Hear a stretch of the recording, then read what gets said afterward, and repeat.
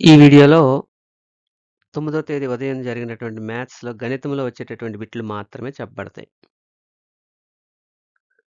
Find the prime factors of 6174. దీన్ని prime ఫ్యాక్టర్స్‌గా విభజించుకున్నట్లయితే ఇది 2 యొక్క డివిజిబిలిటీ లా ఉంది కాబట్టి 2తో తెగిపోద్ది. ఆ 2తో తెగిపోయిన తర్వాత 3 యొక్క డివిజిబిలిటీ కూడా అవుతది కాబట్టి 3తో తెగిపోతుంది. తర్వాత 7తో కూడా డివిజన్ అవుతుంది. సో 2, 3, 7 ఆప్షన్స్‌లో ఆ 147 అనేది లేదు. So answer is 2, 3, 7 answer. Mathematics అనే పదంలోని విభిన్న అచ్చుల శాతం ఎంత అని అడిగారు క్వశ్చన్. ఇక్కడ మ్యాథమెటిక్స్ అనే పదంలో విభిన్న అచ్చులు అంటే ఏవేవి ఉన్నాయి? వొవెల్స్ ఏటి ముందు వొవెల్స్ అంటే తెలియాలి అచ్చులు. ఏఈఐఓయు ఇందులో వచ్చేటటువంటి అచ్చులు ఏఈ ఏఐ అని 4 అచ్చులు వచ్చాయి. కానీ ఏ అనేది 2 సార్లు రిపీట్ అయింది. కానీ విభిన్న అచ్చులు అన్నాడు. 3 అచ్చులు ఉన్నాయి. విభిన్న అచ్చులు అంటే 3. సో మొత్తం అచ్చుల్లో 3 అచ్చులు తాలూకా శాతం ఎంత? ఈ 3 అచ్చులు మొత్తం లెటర్స్ ఎన్ని? అంటే 11. సో 3 అచ్చులు 11 లెటర్‌లో 3 అచ్చుల తాలూకా పర్సెంటేజ్ ఎంత? అంటే 3/11 into 100 that is equal to simplify చేసినట్లయితే 11 100ని డివైడ్ చేస్తే 11 9ల 99 అంటే 9 అండ్ 1/11.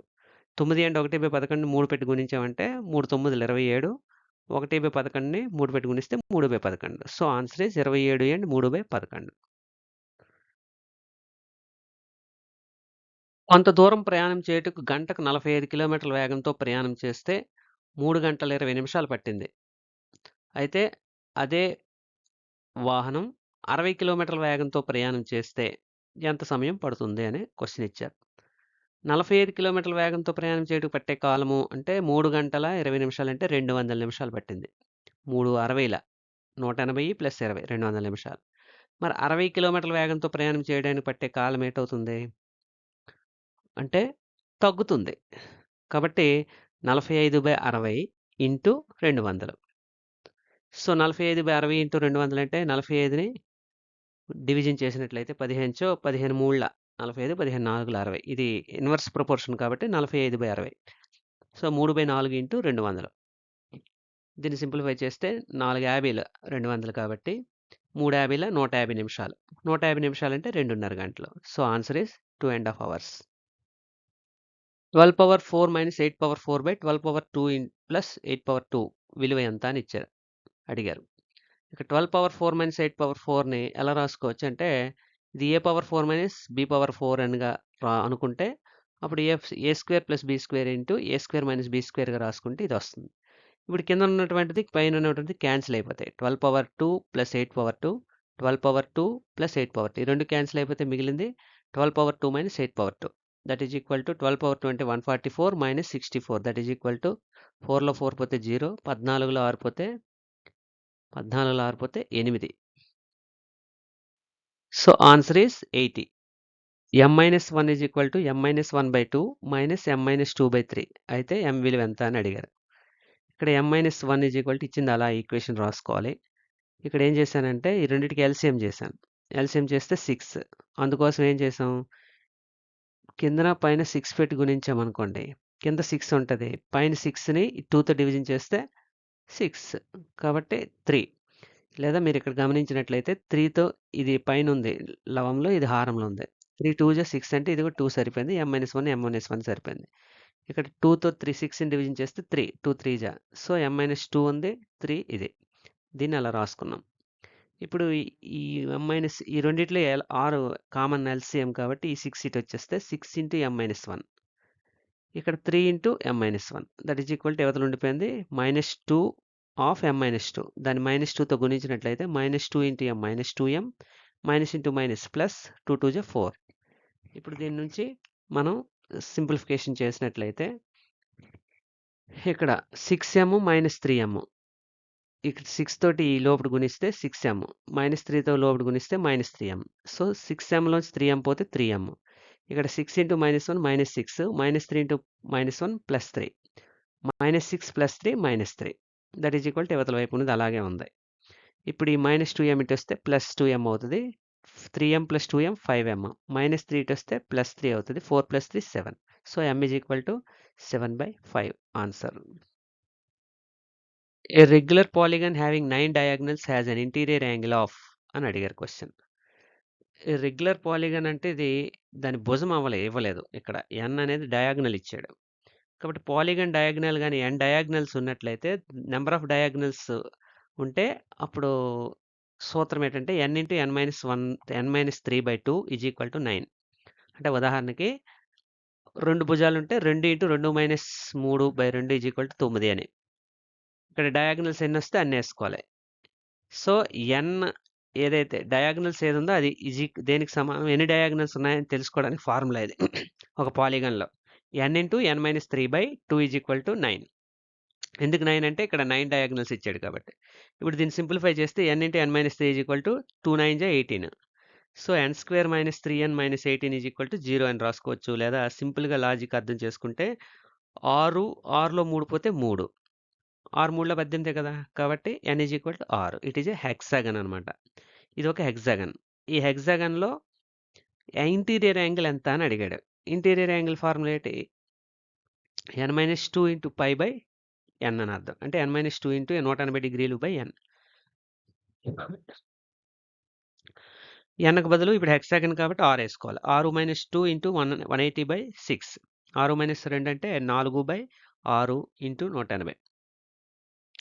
6 30 180 పోతే 4 30 120. సో ఆన్సర్ ఈస్ 120 డిగ్రీలు. 6 into 999 9999 minus 4 into 9099 plus 2 is equal to ఎంత అని అడిగాడు.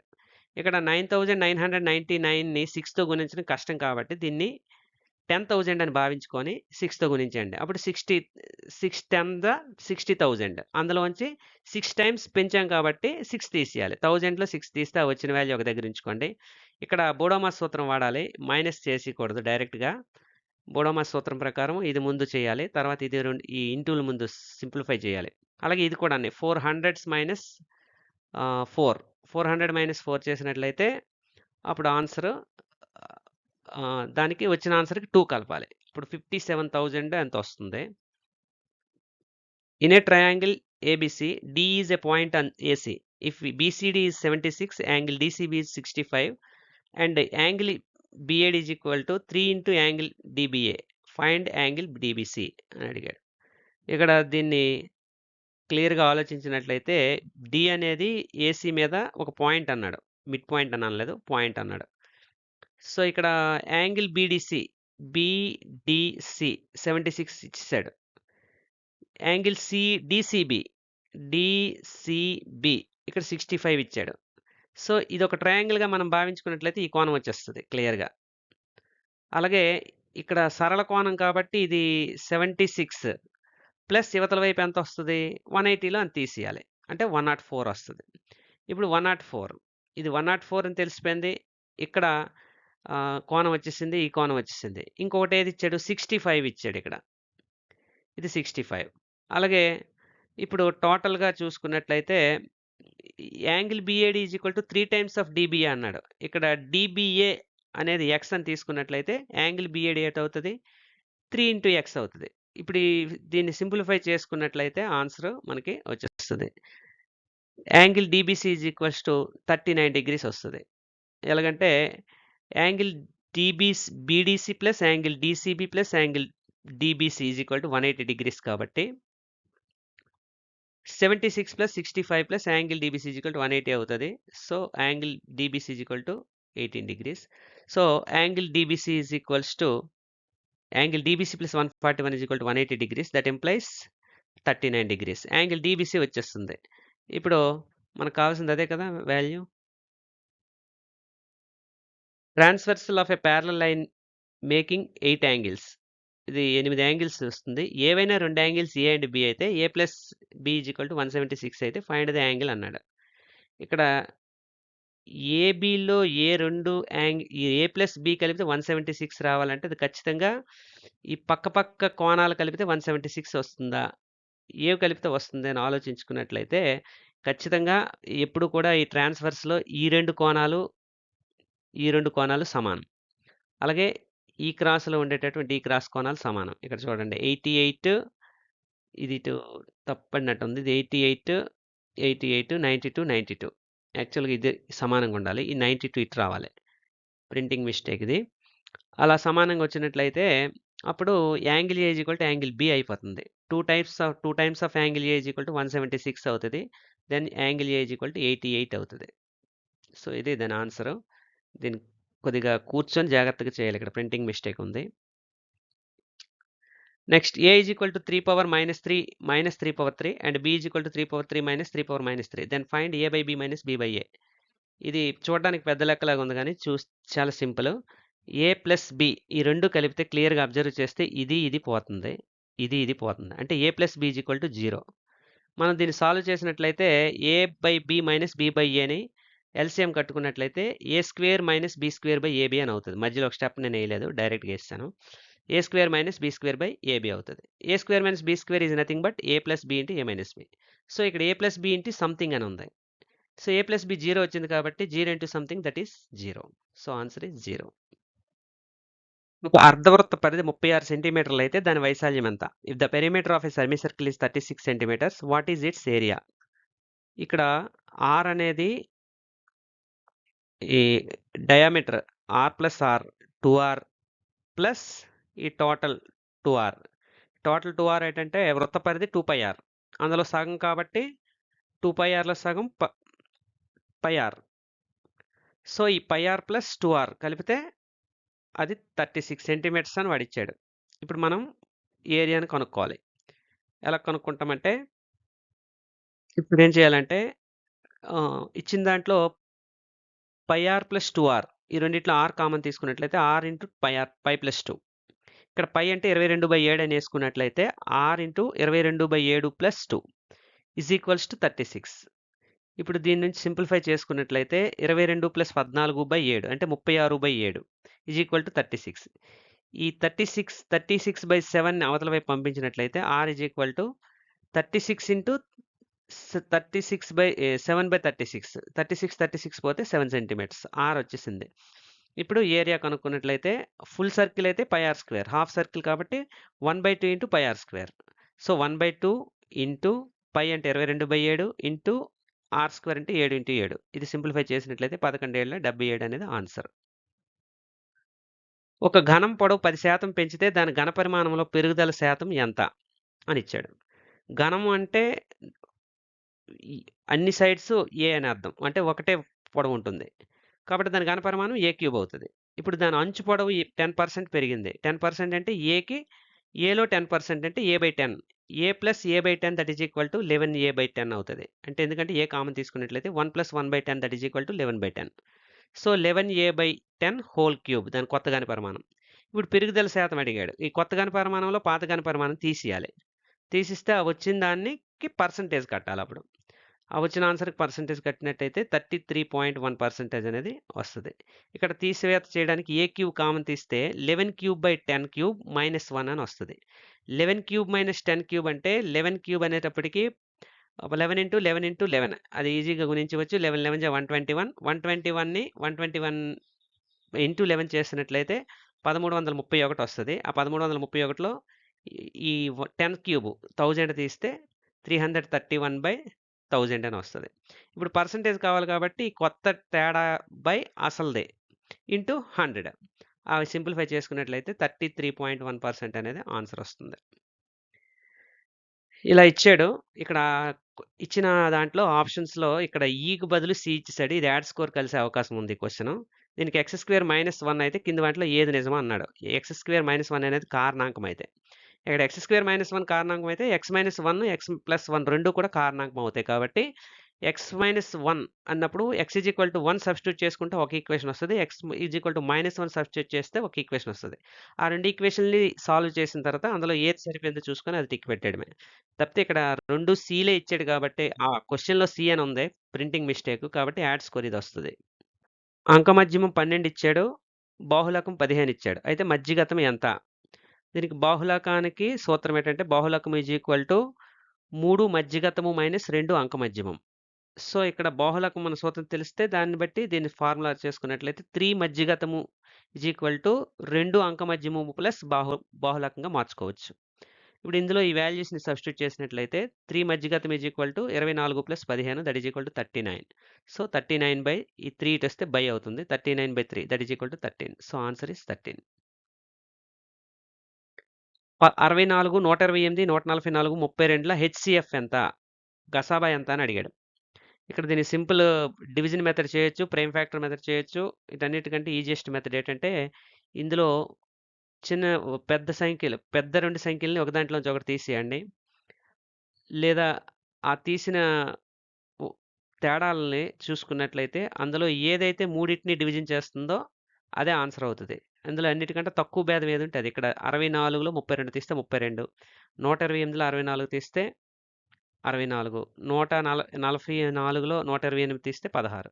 ఇందులో ఏది తక్కువ వస్తే అదే దాని ఆన్సర్. అలా ఈజియెస్ట్ మెథడ్‌లో చేయొచ్చు దీన్ని. HCF is 16. ఒకసారి క్రాస్ చెక్ చేసుకోవచ్చు. ఇచ్చిన ఆన్సర్‌లను బట్టి క్రాస్ చెక్ చేసుకోవాలి.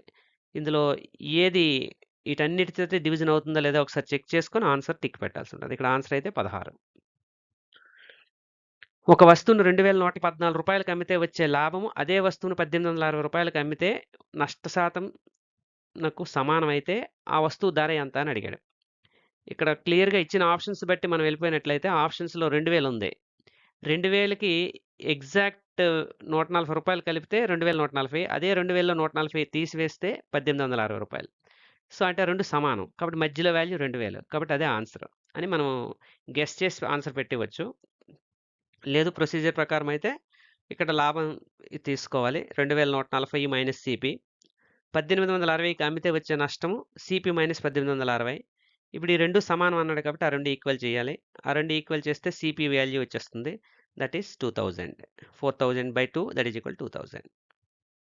హెర్బాషియన్ సోపానాలు 2, 4, 6 ఏమిటని అడిగాడు. ఇక్కడ హెర్బాషియన్ సోపానాలు వరుస క్రమంలో తెలిస్తే గానీ ఇది ఆన్సర్ చేయలేము. ఆన్సర్ అయితే presentation, generalisation, recapitulation. Learning by doing ద్వారా నేర్చుకునే పద్ధతి ఏది అని అడిగారు క్వశ్చన్. ఇందులో ఆన్సర్ అన్వేషణ పద్ధతి, హ్యూరిస్టిక్ పద్ధతి, ప్రయోగ పద్ధతి, విశ్లేషణ పద్ధతి. ఆన్సర్ ఇస్ ప్రయోగ పద్ధతి. క్లియర్‌గా ప్రయోగ పద్ధతి అనేది దీనికోసం నిర్దేశించబడింది కాబట్టి ఇదే ఆన్సర్. ఎందుకంటే ఇందులో కూడా లెర్నింగ్ బై డూయింగ్ ఉంటది. ఇందులోనూ ఉంటది. దీంట్లో తప్ప. అయితే ఈ మూడిట్లో ఉన్నప్పటికి కూడా ఇది ప్రత్యేకంగా లెర్నింగ్ బై డూయింగ్ అనేది స్పెసిఫిక్‌గా ఇందులో ఉంటుంది కాబట్టి ఇదే ఆన్సర్ పెట్టాలి. ప్రయోగం చేయడం ద్వారా నేర్చుకుంటాడు. కాబట్టి ఆన్సర్ ఇస్ 3. ఇది 28,500 రూపాయల అసలుపై ప్రతి సంవత్సరం 10% వడ్డీ లెక్క కడితే 2.5 సంవత్సరాలకు అయ్యే మొత్తం ఎంత అని అడిగారు. ఈ లెక్క మోడల్ ఇదే. ఇక్కడ వాల్యూ కూడా ఇంచుమించు ఇదే అని నాకు గుర్తు. అందుకే 28,500 అని అంచనాగా తీసుకున్నాను. నాకు 34,000, 35,000 ఇదే వచ్చినట్టు గుర్తు. సో ఇది చేస్తే ఆన్సర్ ఇలా రావాలి. ఇది ఎక్స్‌ప్లనేషన్ అందుకే చేయడం లేదు. ఖచ్చితంగా తెలీదు కాబట్టి.